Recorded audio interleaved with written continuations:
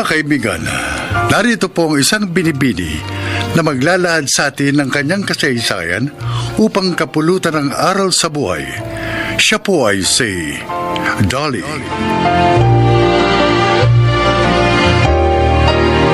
Isa po akong nurse. 3 taon na ako nagtatrabaho sa isang ospital nung kunin ako ni Briggs para maging private nurse ng mami niyang may sakit. Nobyo ko si Briggs at aaminin ko dahil sa labis kong pagmamahal sa kanya, ako ang gumawa ng paraan upang mapansin niya ako at tigawan. Kaya naman ang kunin niya ako upang alagaan si Mami Pilar ay labis kong ikinatuwa. Pakinggan po ninyo ang aking kwento. Salamat sa pagbisita mo sa akin, Dolly. Mami, hindi po kayo basta binisita lang nitong mahal ko. Anong ibig mong sabihin, Briggs? May iba bang dahilan ang pagparito ni Dolly? Opo, Mami Pilar. Ano yun? Pakakasal na ba kayo? Ay, mabuti. Upang makita ko pa ang aking magiging apo. Ang mami talaga, oh. Hindi pa po kami pakakasal. Mula ngayon, si Dolly na po ang magiging nurse nyo. Siyang mag-aalaga sa inyo. Talaga, Dolly? Opo. Ay, Pinag-resign po ako ni Briggs sa pinapasukan kong ospital para po maalagaan kayo. salamat naman at pumayag ka. Siyempre naman, papayag siya dahil mahal niya ako. At mahalaga sa akin ang mga mahalaga sa iyo, Briggs. Masaya ako at makakasama na kita ngayon, Dolly. Hindi na ibang tao ang mag-aalaga sa akin at magmamalasakit.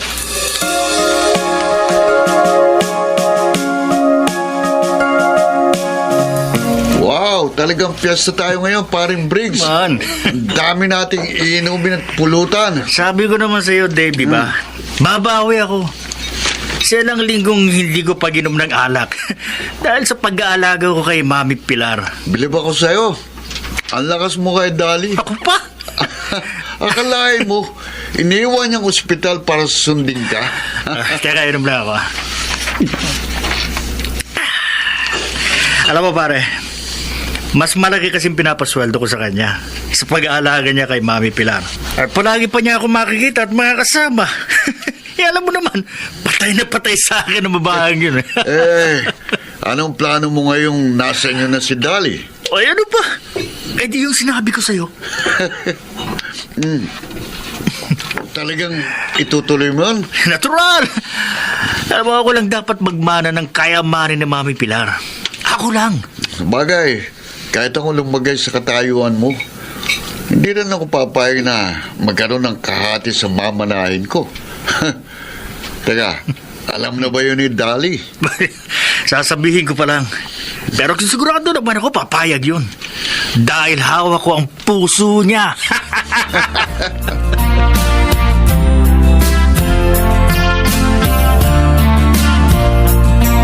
Oh, kumusta naman ang trabaho mo sa mami ni Briggs, anak? Ayos naman po, Nay. Mabait si Mami Pilar. Tsaka hindi mahirap pasunurin sa mga instruction. O kayo ni Briggs. Nay, kung yung inaalala nyo, baka nakalimutan ko na yung pangako ko sa inyo. Hindi po. Kahit na mahal ko pa si Briggs, gusto ko pa rin tuparin yung pangako ko sa inyo. Na yun ay walang iba, kundi ang ikasal ng malinis. Ay, salamat naman, anak. Para din naman sa'yo. Kaya gusto kong ingatan mo ang sarili mo. Upang kung sakali mang hindi kayo magkatuluyan niyang si Briggs, malinis ka pa rin. Nay naman, huwag nyo naman sabihin na hindi kami magkakatuluyan. Mahal na mahal ko po si Briggs. Ang sabi ko, kung sakali, walang masama, anak, na maging handa ka sa mga bagay na maaaring dumating.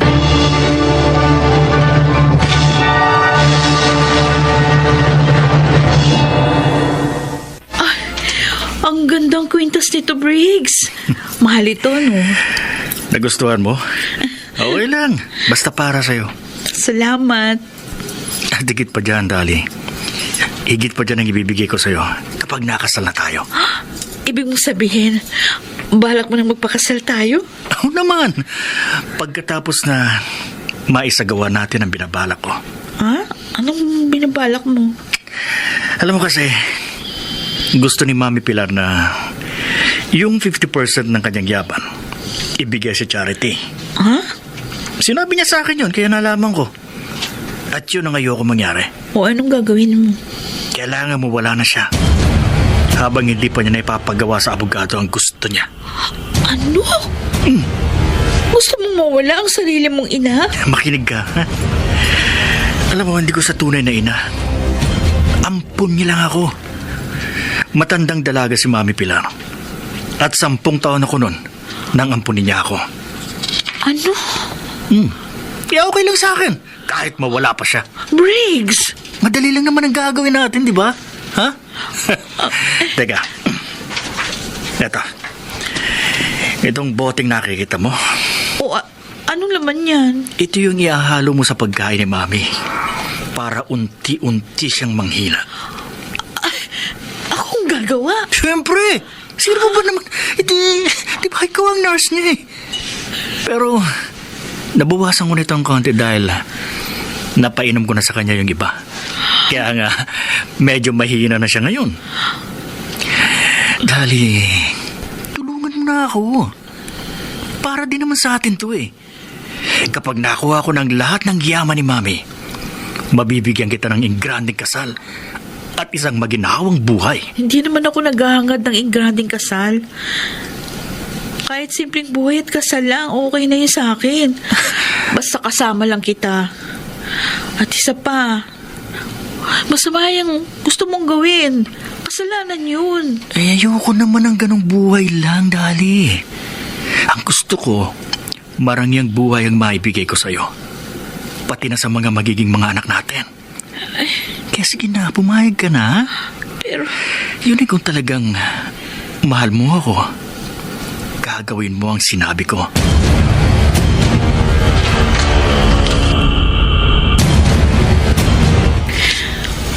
Napakasama niya. Matapos yung kupkupin at bigyan ng magandang kinabukasan ni Pilar, ito pa ang igaganti niya? halos hindi nga ako makapaniwala, Nay, na ganito kasama yung lalaking minahal ko. Baligtad ng ugali niya sa maganda niyang muka. Wala siyang kwentang tao. Layuan mo na siya, anak. Pero inay, mahal ko po siya. Mahal na mahal ko. Kaya handa kang gawin ang gusto niya, ganun ba? Anak naman, matakot ka sa Diyos. Isa kang nurse, katulong ng doktor upang magdugtong ng buhay, hindi upang pumatay. Inay, Iwan mo lang lalaking yun. Ipapahama ka lamang niya. Baka nga ginagamit ka lamang niya upang matupad ang masama niyang balak. hindi ko po siya maaaring iwan. Dali! Kawawa si Mami Pilar. Kapag ginawa ko yun, tiyak nahanap si Briggs ng ibang nalason sa kanya. Kung ganun, anong gagawin mo?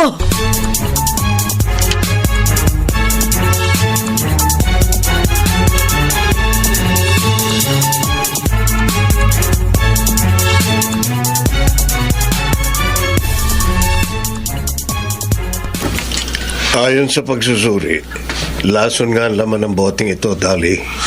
O Diyos ko. Kung gusto mong tulungan ng mami ng nobyo mo, kailangan ipaalam mo sa kanyang katotohanan para maingatan din niya ang kanyang sarili, lalo na pag wala ka sa bahay nila. Oh, Doc Jemuel. Kailangan sabihin mo rin ito sa kinauukulan. Pero dapat malaman ito ng kinikilalang mami ni Briggs. Oh, napakasakit, Doc. Bakit ganito pang lalaking una kong minahal? Siguro, hindi talaga siya para sa iyo. Magpasalamat ka na rin na habang maaga. Nalaman mo ang tunay niyang ugali. At makapagliligtas ka pa ng isang nilikhang wala namang kasalanan.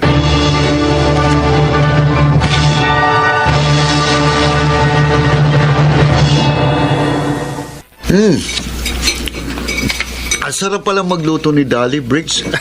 Dami ko nakain. Talaga? Parang gusto ko pa eh. Huwag kang mag-alala. Sasabihin ko sa kanya Pabaunan ka mamaya pag uwi mo. Nasaan nga pala siya? Nasaan pa? Di pinapakain si Mami. Ibig mo sabihin, nakumbinsi mo siya? Nangihina na si Mami, kaya sigurado ako, ginagawa na ni Dali yung gusto kong magyari, ha? Galing mo talaga, pare. Lahat ng gustuin mo, nakukuha mo. Di, kapag wala na si Ma'am Pilar, pakasalan mo na si Dali. Hindi ah. Ha? Nuko, di ko siya mahal. Ginagamit ko lang siya para sa bala ko kay Mami Pilar. Kaya pag nagawa niya na yon, goodbye na siya para sa akin.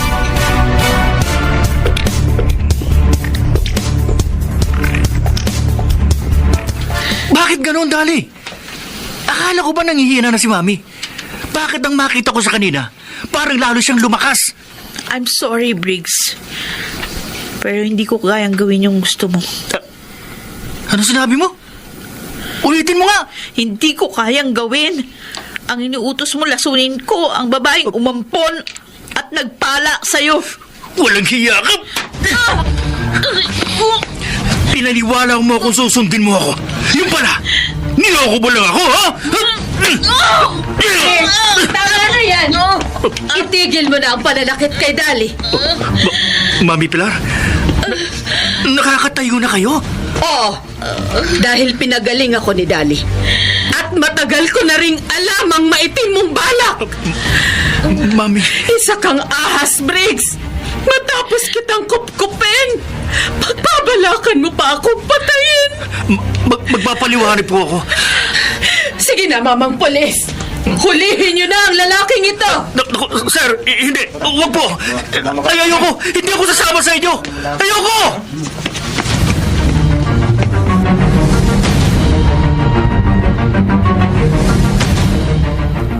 Ang hayop na yun. Sinaktan ka pa.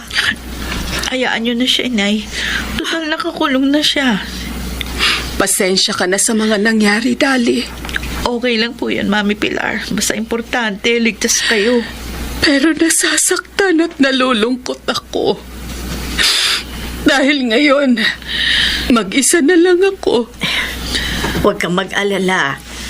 Madalas ka naming dadalawin ni Dali. Hindi kaya maaaring dumito na lang kayo? Po, Ituloy mo na lang ang trabaho mo sa akin, Dali.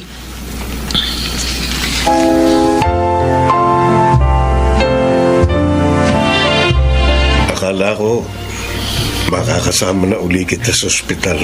Hindi pa rin pala. gusto kasi ni Mami Pilar na magtrabaho pa rin ako sa kanya. Sa bagay, okay yun. Mag-isa na siya at matanda na. Talagang kailangan na niya ng tapat na makakasama. At ikaw yun, Dali. Kaya lang, baka hindi mo makalimutan dito si Briggs. Wala na siya sa puso ko, Doc Jimwell. Mula pa nang malaman ko yung maitim niyang balak kay Mami Pilar, nagbago na yung damdamin ko para sa kanya. Lalo pang nawala ang pagmamahal na yun nung marinig ko yung usap-usapan nila nung kaibigan niya si Dave. Salamat naman. Ngayon, may chance na ako. Ha? Anong ibig mo sabihin, Doc Jimwell? Noon pa, may damdamin na ako sa iyo, Dali. Oh. Pero dahil may boyfriend ka na, inilihim ko na lang ito. Pero ngayong wala na kayo, wala na rin makapipigil sa akin para bigyang laya ang damdamin ko sa iyo.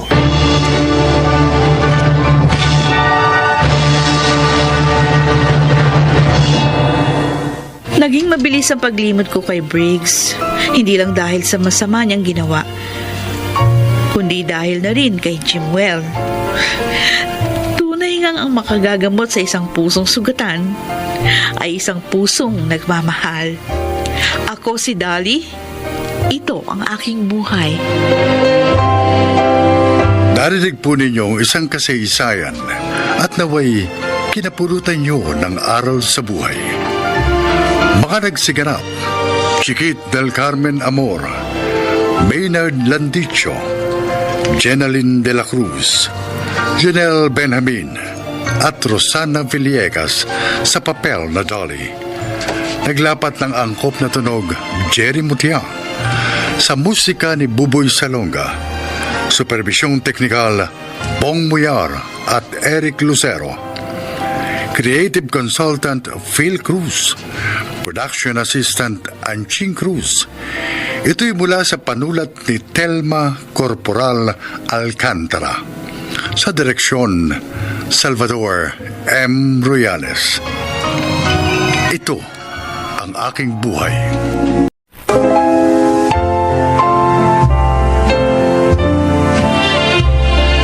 Mga kaibigan, pakinggan po natin ngayon ang isa pang natatanging kasaysayan na ilalahad sa atin ni Andrew. 5 taong gulang ako nang mamatay ang aking mga magulang sa isang aksidente. Kaya naman nang magkaroon ako ng sariling pamilya, ginawa ko ang lahat para iparamdam sa aking anak ang pagmamahal ng isang magulang na buong buhay kong inasam na maranasan. Ngunit nang makilala ko si Lolo Atoy, nalaman kong hindi pala talaga madaling maging isang magulang.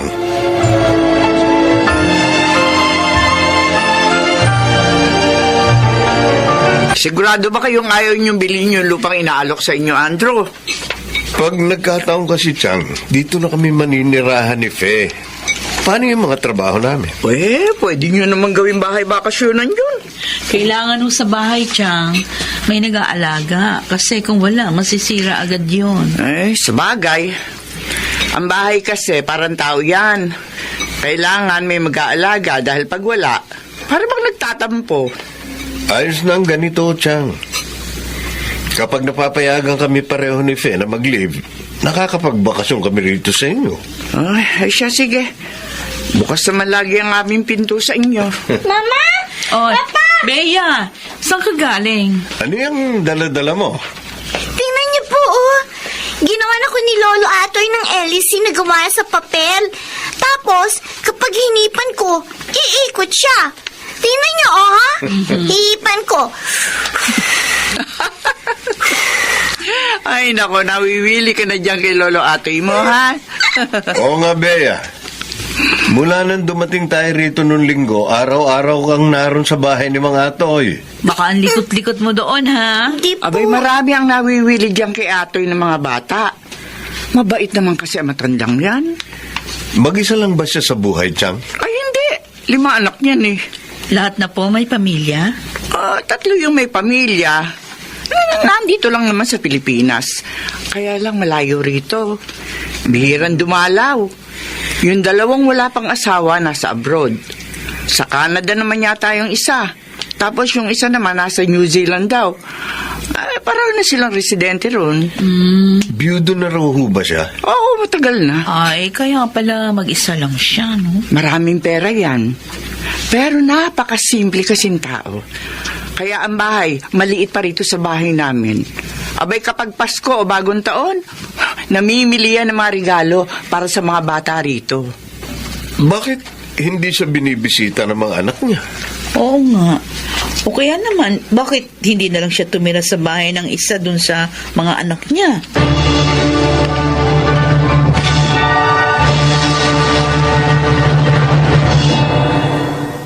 Lolo Atoy, pwede niyo po ba akong turuan yung ginagawa niyo?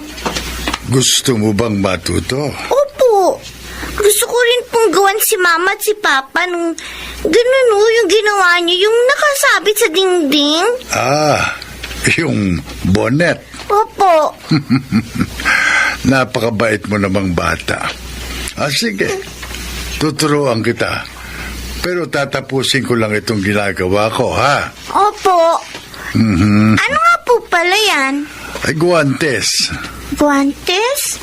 Ano pong gagawin niyo dyan? May anak kasi kung nasa malamig na lugar. Kapag nagyayelo ron, pwede niya itong isuot sa kamay para hindi siya lamigin. Saan po yun, Lolo? Gusto ko rin pong makapunta doon sa malamig na lugar. Bea? Ay, Papa? Magandang araw ho, Lolo Atoy. Magandang araw din sa'yo. Susunduin ko lang po itong makulit kong anak. Dahil magagabi na, narito pa rin. Willing-willing siyang manood itong pagagantsilyo ko. Ang galing niya naman ho. Oh, Di ba, Papa? Ang galing nga ni Lolo. Kaya sabi ko, turuan niya rin akong gumawa niyan eh. yung asawa ko ang magaling magantsilyo. Kaya lang, nung namatay siya, nang hinayang akong itapon yung mga gamit niya. Kaya pinag-aralan ko. Total, madalas ko naman siyang panoorin gumagawa nito. Natuto naman ako. Ilang taon na ho ba kayo? Mukhang napakalinaw pa ho ng mga mata niyo. Nako, may magsisitenta na ako sa susunod na linggo. Kaya ka nagagantsilyo ko kasi baka umuwi yung mga anak ko. May maibigay man lang ako sa kanila. Napakamaalalahanin niyo naman, Lolo. Paano ho? Susunduin ko na itong si Bea. Bye-bye, Lolo. Sige po, bye-bye. Maiwan na ho namin kayo, Lolo Atoy.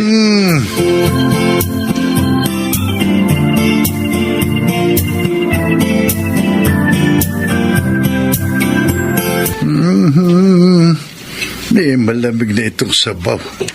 Ang mabuti pa initing ko. May humintong sasakyan. Narito na yata ang mga bata. Pa? Oh, Adelberto! Halika! Pasok kayo! Sino kayo? Ako lang ito. Mano po? Kaawaan ka ng Diyos. Ito nga po pala, pinabibigay ni Maria at ni Rosalinda. Regalo daw sa inyo. Ano ito? Nasa sobre. Sulat bare. Pera ho. Bumili na lang daw kayo ng gusto ninyo. Nako. Bakit? Hindi ba sila makakauwi? Ano ba namang tanong yan, pa? Alam niyo namang parehong may trabaho ang mga yun. Ganun ba? Ang mabuti pa kumain ka muna. Iniinit ko yung sabaw. Wag na po pa. Alis na ako. Kaagad? Oo, sumama lang ako sa truck namin kasi may delivery kami sa kabilang probinsya. Kaya dumaan ako rito. Happy birthday pa. Sige ho. Salamat. Mag-iingat ka. Oh. Hindi na naman pala sila makakauwi. Hindi bale. Baka sa Pasko makauwi sila. Lolo Atoy! Oh, sino ito? Happy birthday to you. Oh. Happy birthday to you. Happy birthday. Happy birthday. Happy birthday to you. Lolo Atoy, happy birthday po. Naku, nag-aabala pa kayo. Pasok kayo. Sabi ko naman po sa inyo hindi ko po makakalimutan ng birthday ninyo, Lolo. Salamat sa inyo. Nasurpresa naman ako. Sige po, i-blow niyo na po yung candle ng cake ninyo, Lolo. Ha? Tapos, sabay-sabay na po tayong kakain.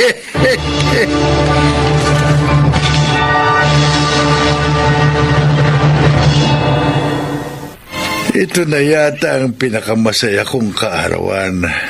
Mula nung huli kong ipagdiwang ang birthday ko, narito pa yung asawa ko. Talaga ho? Oo. Kasi hindi natapos ang araw na wala akong kasama. Isa pa, bumisita kahit saglit yung panganay ko. Naalala pa naman nila ang kaarawan ko kahit papano. Binisita ho pala kayo. Oo, kanina lang, bago kayo dumating. Alam mo ba ang pangalan ng anak kong yun? Edilberto. Oo. Ang ibig sabihin, marangal at matalino. Napakaganda ho pala ng pangalan ng anak ninyo. Ako, hindi ko alam kung anong kahulugan ng pangalan ko. Kasi hindi ko na inabot ang mga magulang ko. Hindi ko na naitanong sa kanila kung bakit Andrew ang pangalan ko. 5 taong gulang pa lang ako nung mamatay sila. Ganun ba? Pero natitiyak ko, hindi ka basta na lamang binigyan ng pangalan ng mga magulang mo. Alam mo ba, ang mga magulang, binibigyan nila ng atensyon ang lahat ng detalye tungkol sa kanilang mga anak. Mula sa unang pagngiti, paghikab, at pagbigkas ng salita ng kanilang anak, hanggang sa kasalukuyang mga kaganapan sa buhay nila. Tama ho kayo. Ako nga, ganyan din kay Bea. Yung panganay ko, matalino yun, pero tahimik lang. Yung pangalawa, si Maria, matapang na babae. May malaki siyang nunal sa sentido. Si Rosalinda naman, maghilo yun at mahaba ang buhok. Hindi niya pinagugupitan ng maikli ang buhok niya. Si Liberato Jr., isinunod ko siya sa pangalan ko. Matalino at maraming pangarap sa buhay. Kaya nga nakarating ng Canada eh. Kakahabol niya sa pangarap niya. Napakatalas pa ho talaga ng memorya nyo, Lolo Atoy. Pinahahangahan niyo ko. Yung bunso ko, si Leonora, sakitin yun nung bata pa siya. Pero masigla na siya ngayon. Seryoso sa trabaho. May pula siyang birthmark sa... Saan nga ba yun? Sa kaliwang kamay yata yun. Pasensya ka na.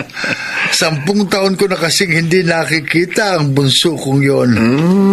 Tuwing birthday ko at tuwing Pasko, hinihintay ko sila. Kaya lang madalas, kung hindi ako tinatawagan, may isa sa kanilang sumasaglit dito para batiin ako. Masaya na ako noon. Ibig sabihin, naalala pa naman nila ako. Pero, prioridad kasi nila ang kanilang mga pamilya. Gano'n naman talaga eh. Malungkot din minsan, pero bilang isang magulang, kailangan mong tanggapin na darating at darating ang panahon na makikita mong umalis na sa iyong tahanan ang iyong mga anak. Kung may bumalik man sa kanila, mabuti. Kung wala, ibig sabihin, kaya na nilang tumayo sa sarili nilang mga paa.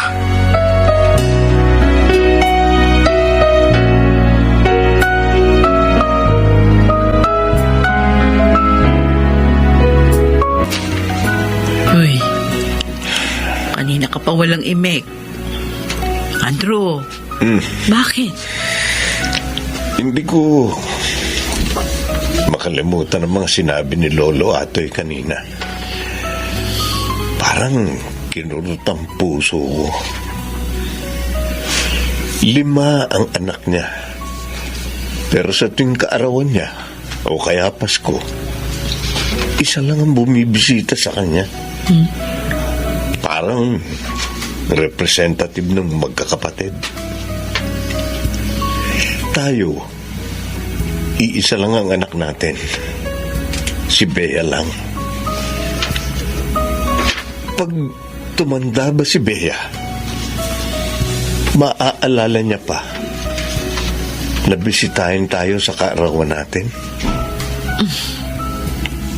Maiisip kaya niya na hinihintay natin siya? Uy, napakabata pa para isipin yan, Andrew. 12 years old pa lang si Bea. Nakalulungkot lang. Ironic talaga ang buhay, no? Ako, walang kinagis ng mga magulang at palaging nangungulila sa kanila.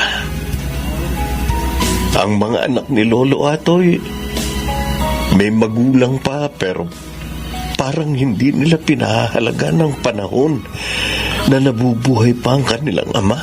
Ganun pa man, tanggap niya. Tanggap niyang hindi man lahat.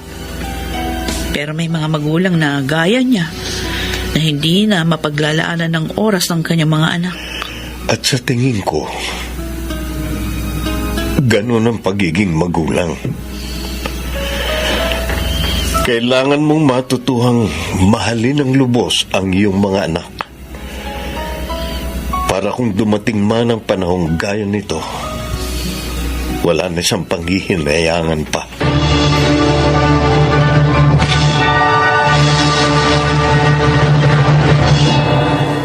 Nakalulungkot mang isipin, ngunit itinuro sa akin ni Lolo Atoy na sa mundong walang kasiguruhan, kailangan nating tanggapin na bawat panahong dumarating at lumilipas ay may kasamang pagbabago, lalo na sa buhay ng isang magulang. Ngayon, mas pinahahalagahan ko ang panahong kasama ko ang aming anak na si Bea, dahil alam kong hindi habang panahon ay kasama namin siya. Ako po si Andrew at itong aking buhay. Sa mga anak, nawa ay huwag ninyong sayangin na nakakasama pa ninyo ang inyong mga magulang dahil hindi sila naririto sa mundo habang buhay. Mga nagsiganap: Bobby Cruz, Maynard Landicho, Chiquit del Carmen Amor, Susan Robles, Rosana Villegas, at Lionel Benamin sa papel na Andrew. Naglapat ng angkop na tunog Jerry Mutia, sa musika ni Buboy Salonga, supervisyong teknikal Eric Lucero at Bong Muyar, creative consultant Phil Cruz, production assistant Anjing Cruz. Ito'y mula sa panulat ni Rita Labanon, sa direksyon Salvador M. Royales. Ito ang aking buhay.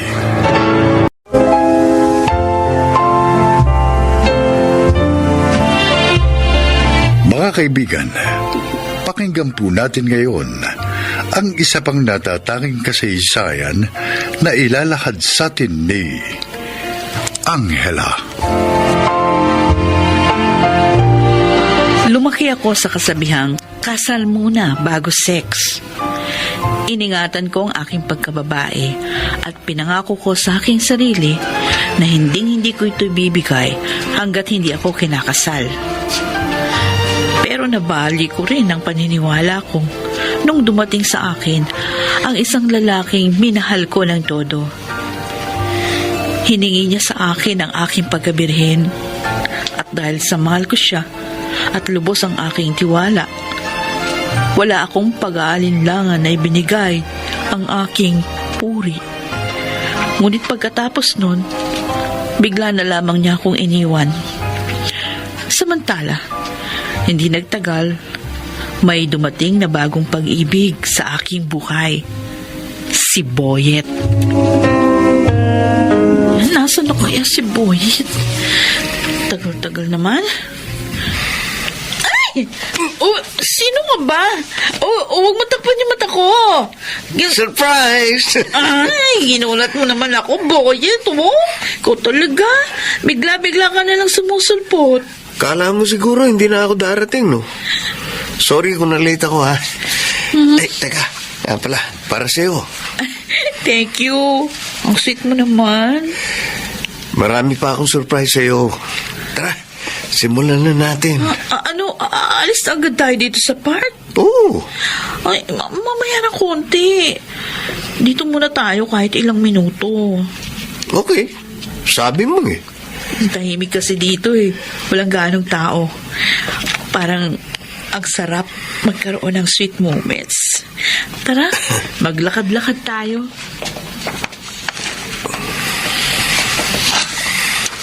Alam mo, marami akong plano para sa ating dalawa. Talaga? Ikaw ang gusto kong makasama for the rest of my life. Sakali bang alokin kita ng kasal, tatanggapin mo? Oo naman. Ako na siguro yung pinakamasayang tao kapag ginawa mo yon. Kailan mo ko pakakasalan? Sa tamang panahon. Pero ngayon pa lang, maganda na dapat tayong dalawa. Basta, maging tapat lang tayo sa isa't isa. Sisiguruhin ko sa iyo na magiging masaya ang relasyon natin.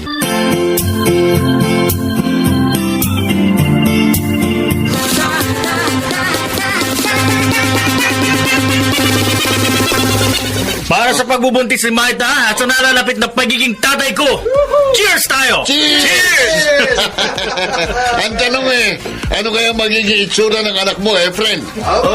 Ay, siyempre kasing gwapo at kasing charming ko, di ba? O, ikaw, Mon. Ha? Balita ko nabuntis mo na rin yung girlfriend mo. O ano? Pananagutan mo naman ba? Oo, pananagutan. Talaga, ha? Kasalan ko na. Alam mo ba, sa panahon ngayon, mahirap na makakakuha ngayon ng babaeng maganda at virgin.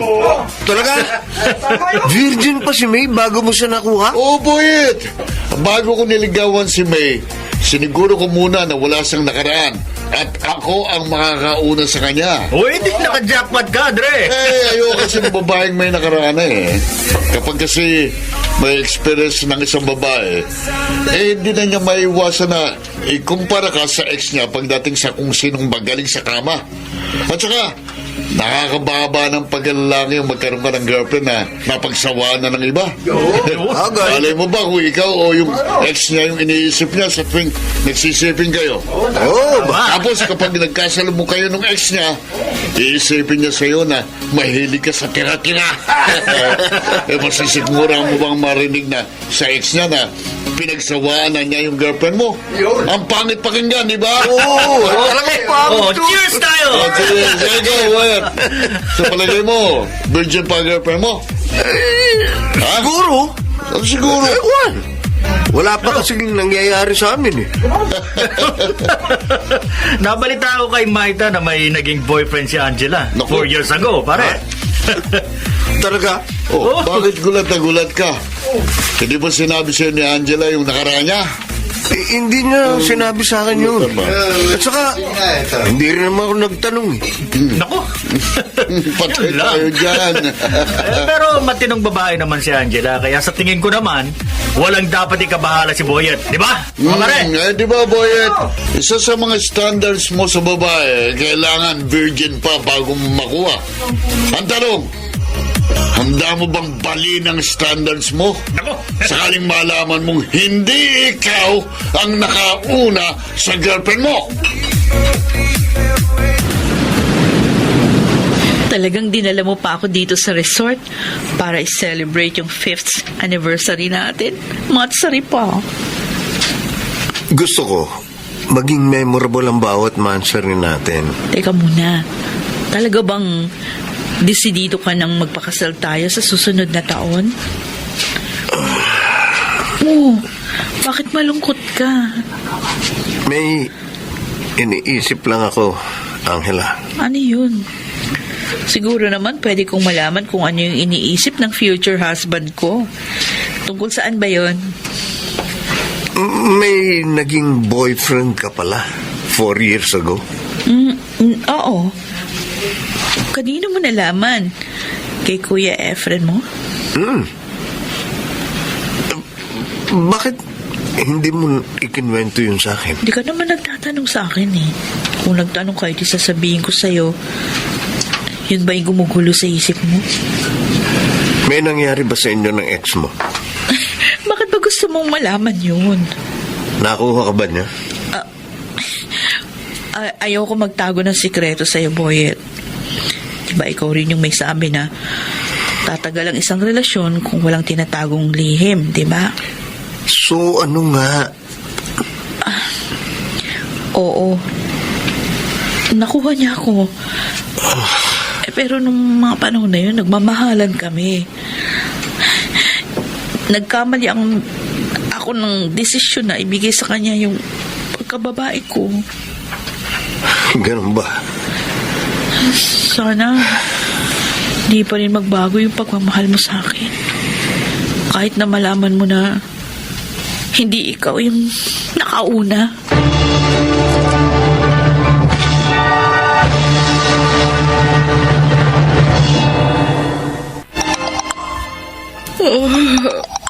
May nag-text. Sino naman ito? Si Boyet pala. Ano to?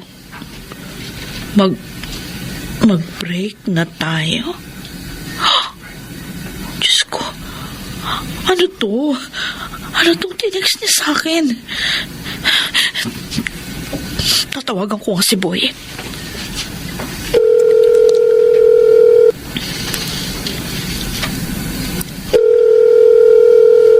Hello?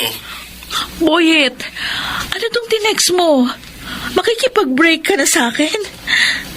Oo. Bakit? Dahil ba sa nalaman mong nakaraan ko? Ha?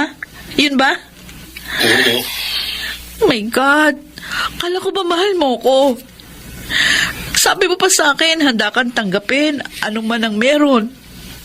Siguro nga, nasabi ko yun sa'yo. Pero hindi ko pala kayang tanggapin. Makikipag-break ka sa akin dahil lang sa nakaraan ko? Napakababaw mo naman. Mababaw na ako, mababaw. Pero hindi ko talaga kaya magmahal ng babaeng nalawayan na ng ibang lalaki. Grabe ka naman. Bakit ka ganyan? Minahal naman kita. Nagpakamabuting girlfriend naman ako sa'yo. Oo, meron nga siguro ako nakaraan, pero maniwala ka sa akin. Pinagsisisihan ko na yun. Tsaka nangyari naman yun nung wala ka pa sa buhay ko. Hindi kita niloko. Ikaw lang minahal ko. Naguguluhan ako. Mahal kita pero hindi ko kayang tanggapin yung nakaraan mo. Hindi mo talaga ako mahal. Napaka-immature mo. I'm sorry. Patawarin mo ako. Pero mas mabuti pang tapusin na lang natin ang lahat ng namamagitan sa atin. Hindi ako ang lalaking para sa'yo. At hindi ikaw ang babae para sa akin. Bye. Boyet! Sandali! Boyet!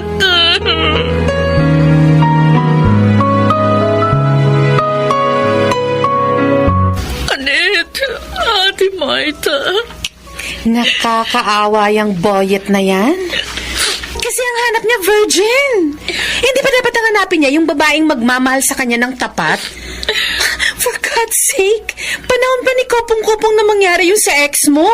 Ay naku, Angela, ibig sabihin niyan, hindi ka niya ganun kamahal. Kasi kung mahal ka niya, tatanggapin ka niya ng buo. At saka, napaka-immature naman ng dahilan niya.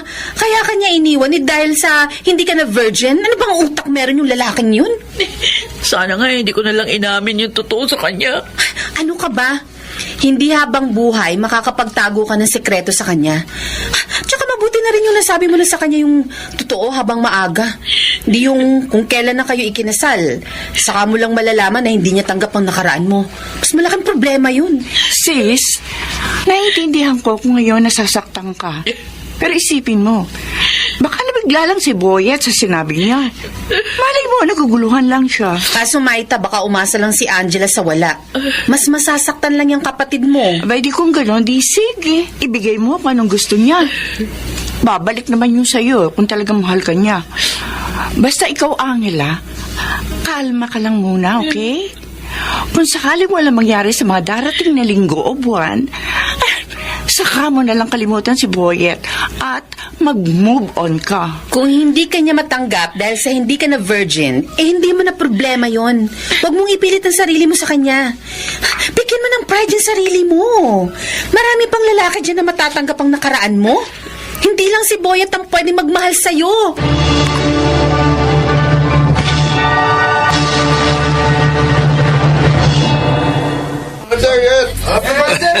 Thank you. Thank you, guys. Marami pang pagkain at beer na darating, ha? Enjoy lang kayo. Alright, dito lang kami. Boyet, Ikaw pala, Angela. happy birthday. Regalo ko sa'yo. Oh, thanks. Thanks. Buksan ko na. Okay.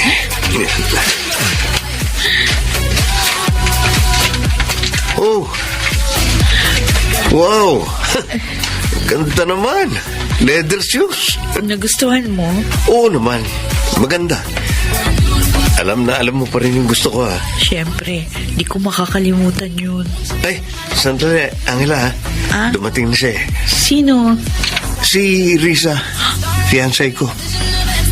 Fiancé mo? Oo. Nagpaplano na kaming magpakasal ni Risa. Talaga? Oo. Congratulations kung ganon. Advance best wishes sa inyo. Salamat, Angela. Oh, ano naman ang naramdaman mo nung nakaharap mo yung babaeng pinalit sa'yo ni Boyet? Siyempre, masakit pa rin sa akin. Kung tutuusin naman, Annette, mas maganda ako doon, ano? Mas di hamak na maganda ako sa Risa na yun. Pero ayun, mahalaga talaga kay Boyet yung virginity ng isang babae. Happy ending na sina Boyet at yung girlfriend niya. Dapat ikaw ganun din. Mahal ko pa rin si Boyet. Mahal mo nga, di ka naman mahal. Anong use? Sana dumating na yung taong magpapalimot sa akin tungkol kay Boyet. Alam mo, darating din yan sa tamang panahon. Angela Salgado? Excuse me, kilala mo ko? Hindi mo ba ako natatandaan? Ako si Roy. Yung kaklase mo sa Quezon City Academy. Roy? Oh my God! Oh, ikaw nga! Grabe, maupo ka. Grabe, di kita nakilala. Annette. Speechless ako, sorry ha. Ako nga. Siya si Roy. Kaklase ko nung high school. Roy, si Annette, kaibigan ko. Hi. Nice meeting you, Annette. Hi, same here. So, kumusta ka na, Angela? 7 years din tayong hindi nakita. Oo nga eh. Eto. Not so okay. Kasi kagagaling ko lang sa breakup. Oh, so sorry to hear that. Ikaw, kumusta ka na? May asawa ka na ba? Saan ka nagtatrabaho? Restaurant owner ako. Yun na ako 2 years ago. May kambal akong anak. Restaurant owner ka pala, sosyal. Alam mo ba, naalala ko pa yung pambabasted mo sa akin nung high school pa tayo. 5 beses din yun. Natatandaan ko pa rin yun. Sorry ha. Wala na yan. Anyway, after graduation, hindi na tayo nagkita. Pero hoping ako na magkikita ulit tayo. And here we are. Angela, hindi sinasabi ko sa yung tamang panahon. Shh, ano ba? Marinig ka ni Roy, no? Anong tamang panahon? Ay, naku, wala yun, ano? Wala yun, Roy. By the way, bala ko sanang i-treat kayo ng kaibigan mo sa restaurant ko. Oh. Doon sa Tomas Morato. Ano? Pwede kayo ngayon? Oh, sure. I like it. Pwede kami ni Annette ngayon. Good. I'm so happy na magkakasama ulit tayong tatlo. Lalo ka na, Angela. Oh. I hope this is the new beginning for of us.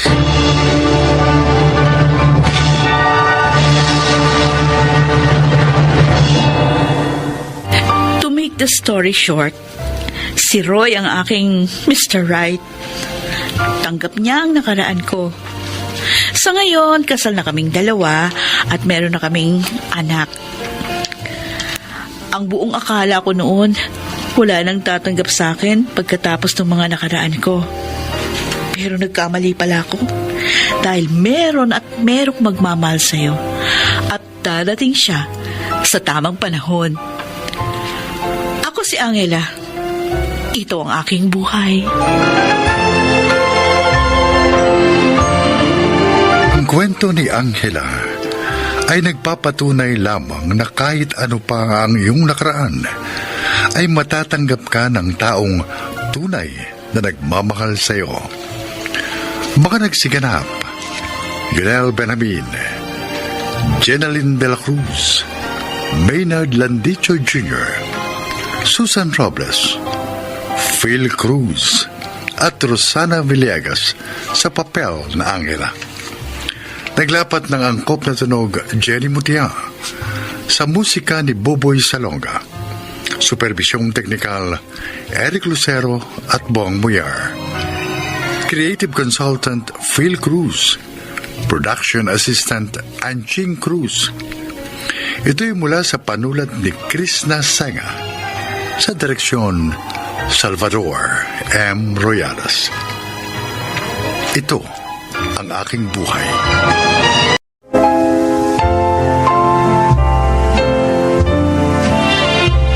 Naipasa ko ang entrance exam sa isang proyekto ng Student Council sa isa sa universities dito sa bansa, na ang layunin ay tulungang makapagtapos sa kolehiyo ang mahihirap pero matatalinong mag-aaral. Pero may problemang pampinansyal. Pagkaraan kong magtapos sa proyektong yun, naipasa ko naman ang entrance exam ng university para sa first choice kong accountancy.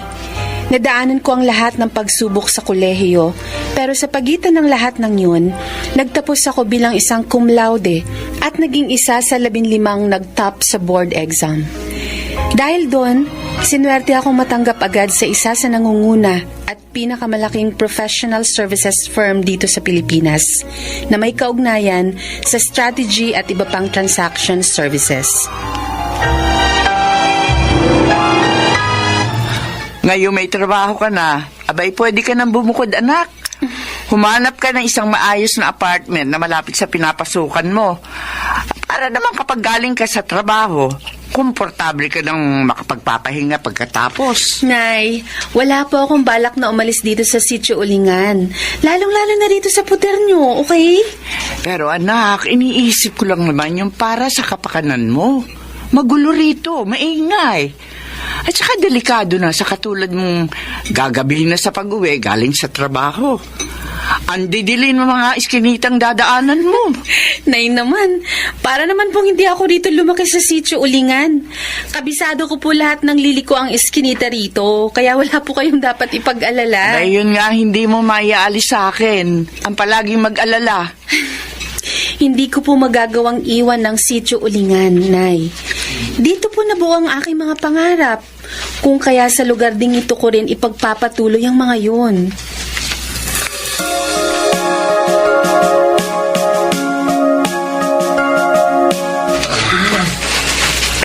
Mabuti pa kayo, Mang Ramil. Nakatapos na sa pag-aaral si Melody at may maganda na ring trabaho ngayon. Pwede na lang kayong mag-sitting pretty kung tutusin. Magsusunog at magsusunog pa rin ako ng mga kahoy para gawing uling, Mando. Nasa sistema ko na ang trabahong to, kaya hindi ko na ito maihihiwalay sa katawang ko. Ako ho kasi nasa elementarya pa lang si Aiza. Kaya talagang matagal pang bubunuin ko ng pag-uuling para mairaos ang pag-aaral niya. Huwag kang mainip. Mabilis lang ang panahon. Basta mabuhay lang tayo sa isang araw kung paano natin hinaharap ang mga bagay-bagay.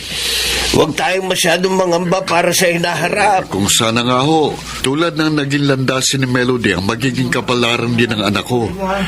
Hindi na nga siguro ako mag-aalala para sa kanyang kinabukasan, Mang Ramil. Isa kang mabuting ama, Mando. Pasasaan ba't magbubungang yung mga pagsisikap para sa iyong anak? Sako nyo na. Dagdagan mo lang na marami pandasal.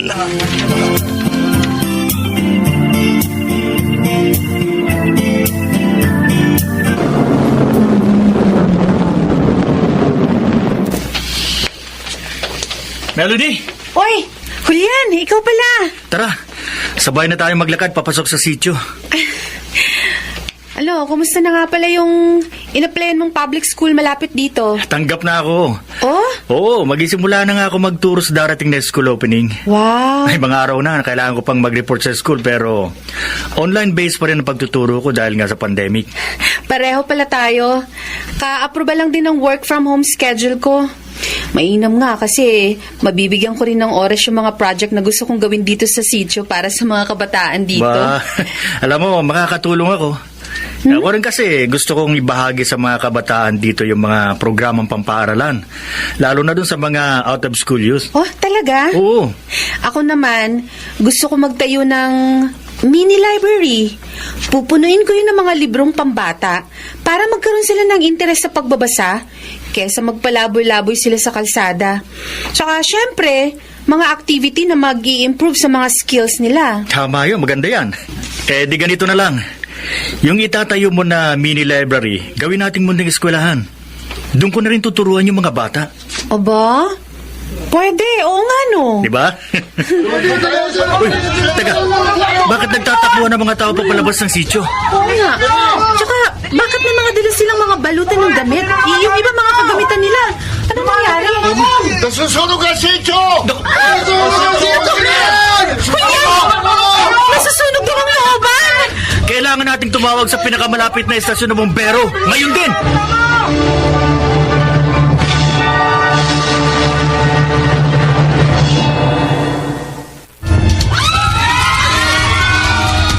Mando! Abutan mo ako ng tubig sa timba! Kailangan natin tulungan sa magpatay ng apoy ang mga bumbero! Kahit sa pamamagitan ng patibay-timbang tubig lang! Oo, Mang Ramil! Eto!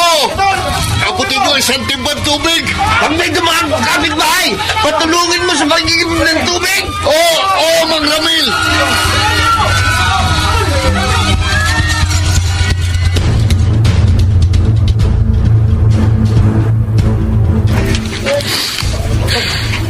Oo nga, at hindi tayo nasunugan.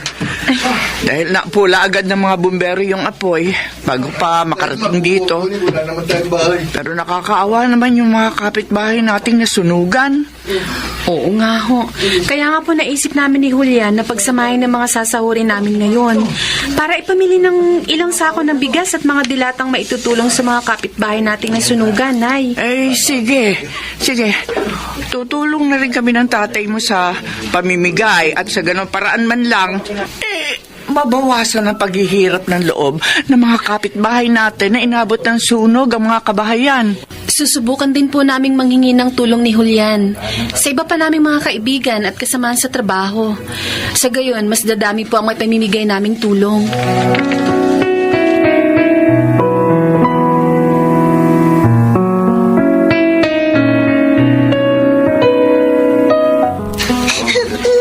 Liza, bakit ka umiiyak? Ang totoo, kanina pa kita hinahanap para ibigay sa'yo itong hamburger na dala ko para sa almusal mo. Kunin mo. Kasi po, pati mga gamit ko sa pag-aaral nasunog pong lahat, Kuya Julian. Paano pa po ako mag-aaral? Huwag kang mag-alala. May binili na kami mga school supplies para sa'yo. Saka para sa ibang mga bata mag-aaral na nasunugan dito sa sityo. Talaga po, Kuya Julian? Oo. Kaya huwag ka nang malungkot, ha? Dahil hindi ka namin pababayaan ng ate Melody mo. Hindi ka mahihinto sa pag-aaral, okay?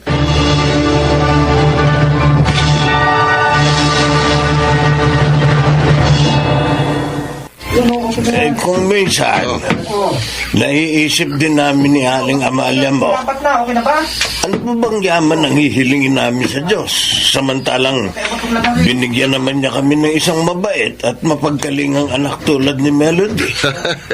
Hindi lang ho kayo mapalan sa mga kabaitan ni Melody, Mang Ramil. Yung pagsubaybay at pangangalagang iniukol niya sa anak kong si Aiza. Pinasasalamatan ko yun ng malaki. Ang totoo, nabawasan ang pag-aalala ko para sa kinabukasan ng anak ko. Sino-sino pa ba magtutulungan dito sa sityo kundi tayo rin? Oo. Tulad na lang nito munting aklatan na itinatayo natin para sa mga kabataan. Maraming kabataan na matutulungan itong gamitin ng makabuluhan ang kanilang mga oras.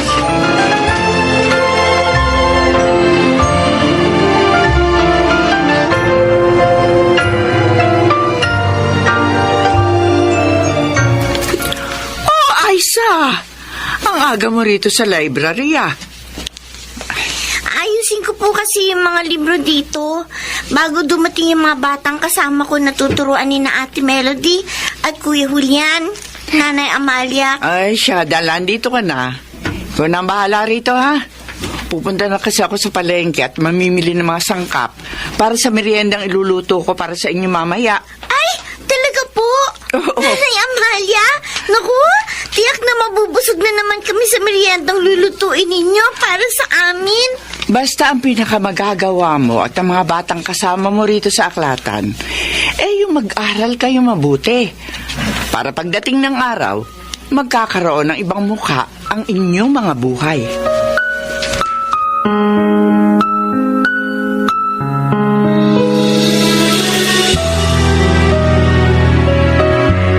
Melody, nakita mo ba ang kislap sa mata ng mga batang tinuturuan natin kanina? Dito sa munting eskwelahan? Oo nga, Julian. Damang-dama ko yung kagustuhan nilang matuto. Hindi lang sa pagbabasa, kundi sa marami pang bagay na naibabahagi natin sa kanila. Ang nakakatuwa pa, dumarami mga kabataan nagpupunta dito sa munting eskwelahan. Ibig sabihin, marami sa kabataan dito sa Sitio Ulingan ang nais pang matuto. At siguro, umaasam na makapagpatuloy ulit sa kanilang mga pag-aaral. At yun ang kailangang itanim natin sa mga isip nila. Na kapag may wastong edukasyon, higit na malaki ang pagkakataong makaalpas sila sa kahirapan. Na malaki ang tsansang magkakaroon sila ng maayos na trabaho pagdating ng araw. Tama ka, Melody. Ang edukasyon ang magpapabago sa kanilang mga kinabukasan. At kapag nagkagayon, matutulungan din nilang maiangat ang pagulad ng mga kaisipan ng iba pang henerasyon ng mga kabataang susunod din sa kanila. Kaya sa munting eskwelahang ito, dito nila tutuklasin ang kanilang mga sarili. Tulad din na naging pagtuklas natin noon sa ating mga potensyal. Dito rin sa Sitio Ulingan.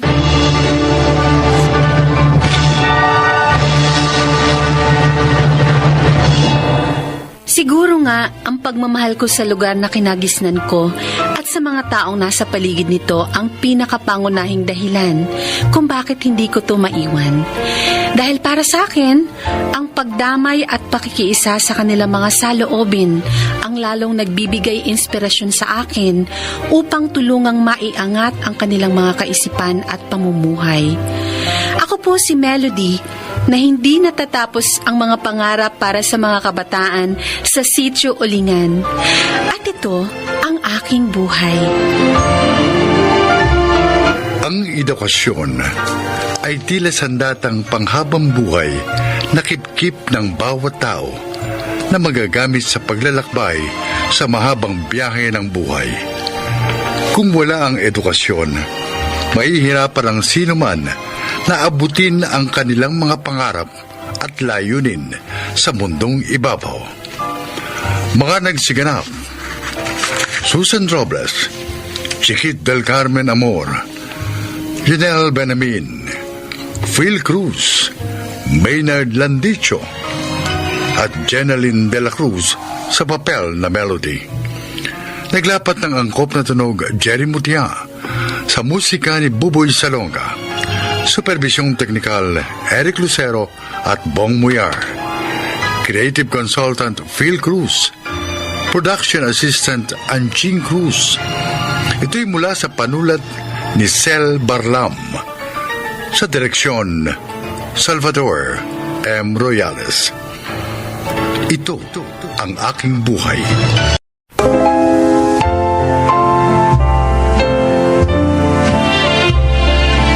Mga kaibigan, darito ang isang natatanging kasaysayan na kapupulutan ng aral sa buhay na ilalahad sa atin ni Grace. Maaga ako naulila sa ina at hindi ko rin kinagisnan ng aking ama. At dahil doon, kaya hindi ako nakapagkolehiyo. At upang may matirhan, pagiging katulong ang naging trabaho ko. Pakinggan po ninyo ang aking kwento.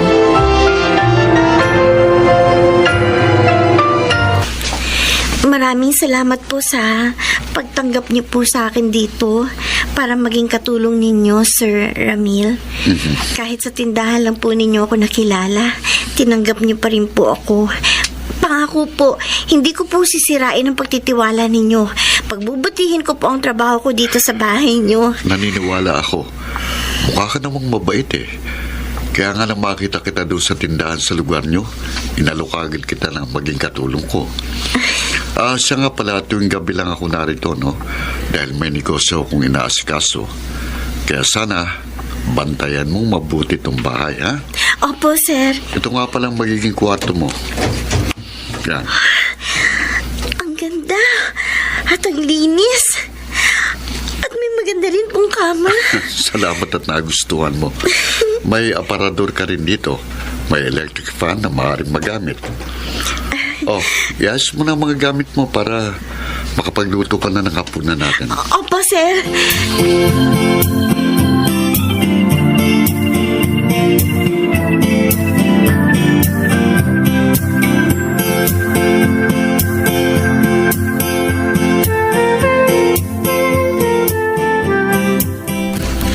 Eto na pong merienda ninyo, Sir Ramil. Ma'am Jenny. Salamat, Grace. Oh, sige na. Iwan mo na kami. Opo.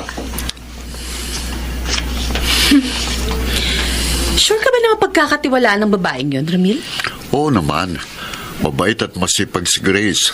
Bakit ba? Kasi masyado siyang bata para pagkatiwalaan mo nitong maganda at malaki mong bahay. Baka mamaya magnanakaw pala siya. Ikaw din. Manakawan ka. Hindi na gagawin yun. Mabuti siyang tao. Oh, sobra naman yata ang pagtatanggol mo sa kanya. Sa tindahan mo lang naman siya nakilala, di ba? Hindi niya alam. Nagtanong-tanong ako sa lugar nila tungkol sa kanya. At lahat ng mga nakausap ko, iisang sinabi, mabait siya at mabuting anak. Mahirap nga lang siya. Kahit na. Para sa akin, hindi ka pa rin dapat maging kampante. Ay, hindi bale. Madalas akong pupunta rito para masubaybayan siya.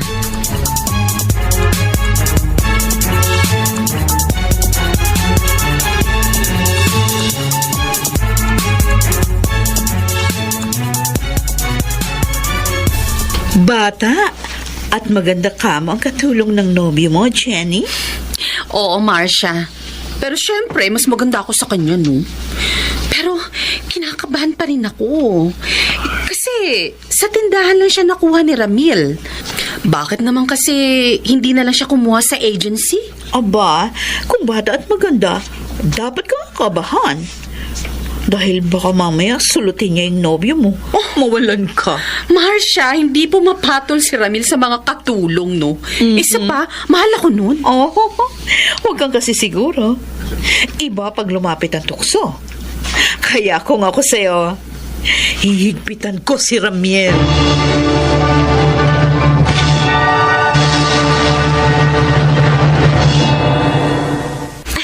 Kayo po pala, Ma'am Jenny. Oo, ako nga. At sinong lalaking to? Si Jimmy po. Kapitbahay ko po siya doon sa dati kong tinitirhan. Nanliligaw sa'yo? Opo. Magandang gabi po, ma'am.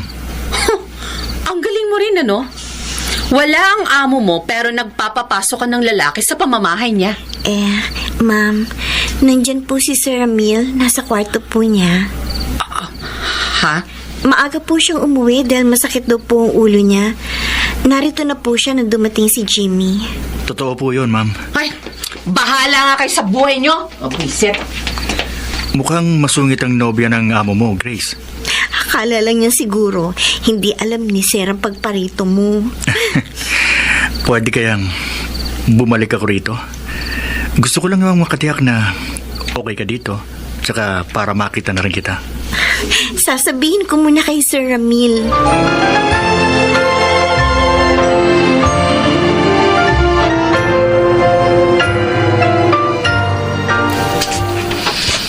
Nakita kong kwarto ng katulong mo. Ang ganda, ah.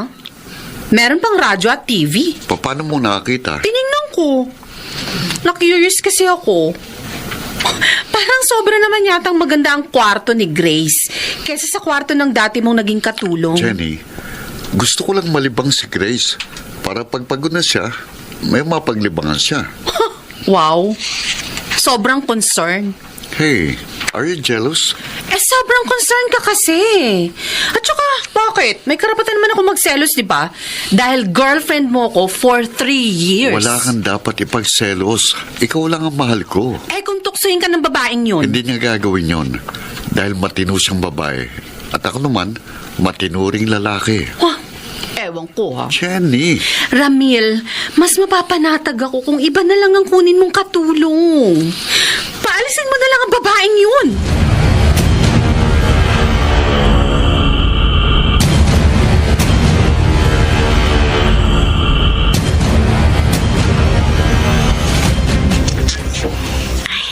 Tapos ko nang hugasan itong mga plato. Tuyo na rin lahat. Ilinipit ko na para magawa ko naman yung gusto merienda ni Ma'am Jenny mamaya. Grace! Diyos ko, nabitiwan ko yung mga plato. Ano ba yan? Napakatanga mo naman! Tinawag lang kita! Nabitiwan mo na yung platong yan! Hoy, alam mo ba kung magkano yan, ha? Ang mahal niyan! Sorry po, Ma'am.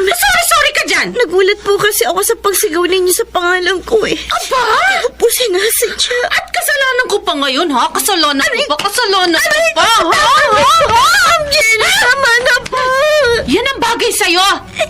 Ang kurutin! Dapat nga sa bunutan ka pa eh! Gagang to? Pati ako ay dadamay sa katangahan niya! Oy, humanda ka pagdating ni Ramil. Sasabihin ko, palayasin ka na dito! Wag naman po, Ma'am. Wala po ako matutuluyan. Wala akong pakialam, no? Hindi dapat sa bahay na to ang tangang katulad mo!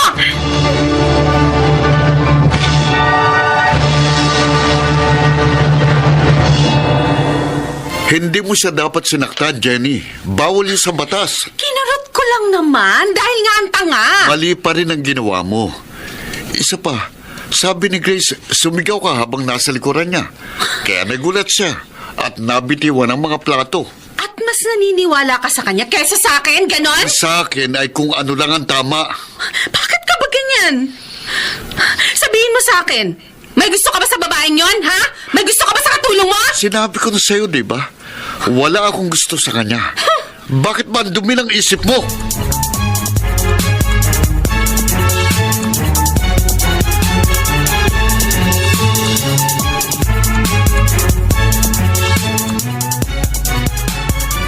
Oh, Grace, saan ka pupunta?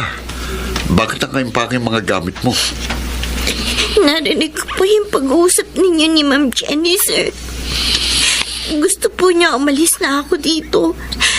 Kaya naisip ko po, aalis na lang po ako para hindi ako maging dahilan ng inyong pag-aaway. Hindi ka aalis. Pero sir, magagalit po siya sa inyo. Huwag mo siyang intindihin. Mawawala rin ang galit niya kapag nalaman na niyang lahat. Sir Ramil? May sasabihin ako sa inyong dalawa. Panahon na para malaman niyo ito.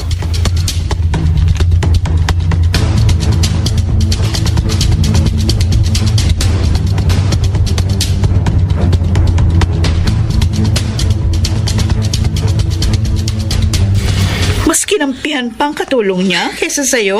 Ganun na nga. Hindi niya pinaalis yung babae. Ay, naku, Jenny.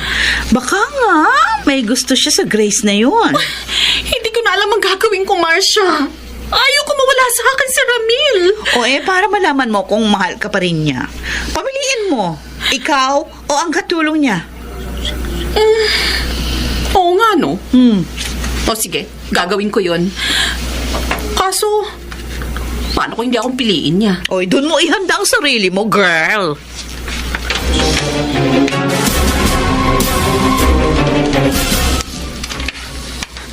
Bakit ba kailangan isama mo pa babaeng to sa pag-uusap natin? Dahil may bahagi siya dito. Sir, naguguluhan po ako.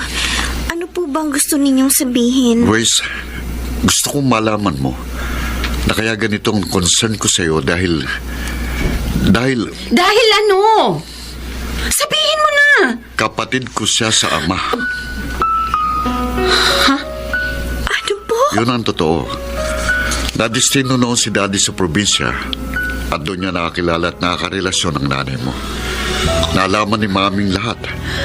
At dahil ayaw ni Daddy na iwan siya ni Mami, ang nanay mo ang iniwan niya. Kaya pala hindi ko siya kinakisnan. Oo. Hindi niya kayo natulungan. Kaya bago siya namatay, ipinahanap ka niya sa akin at binili na tulungan ka. Kung ganun, kuya kita. Oo, Grace.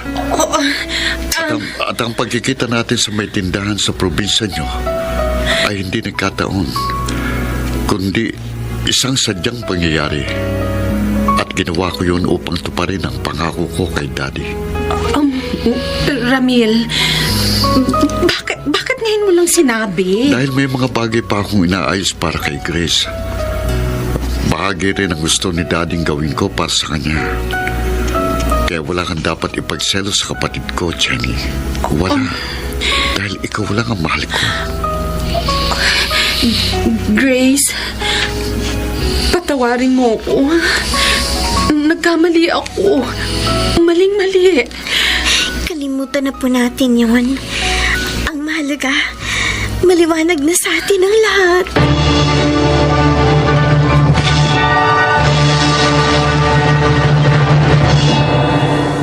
Iyon ang naging simula ng pagbabago ng buhay ko. Ngayon, ay close na kami ni Ate Jenny at nag-aaral na rin ako sa kolehiyo. Tunay ngang sa bawat kalungkutan ay laging may kasunod na kaligayahan. Ako po si Grace, dating kasambahay, at ito ang aking buhay. Napakinggan po ninyo mga kaibigan ang isa na namang magandang kasaysayan ng buhay. Mga nagsiganap, Jeneline de la Cruz, Maynard Landicho Jr., Fidel Benjamin, Rosana Villegas, at Chiquit del Carmen Amor sa papel na Grace.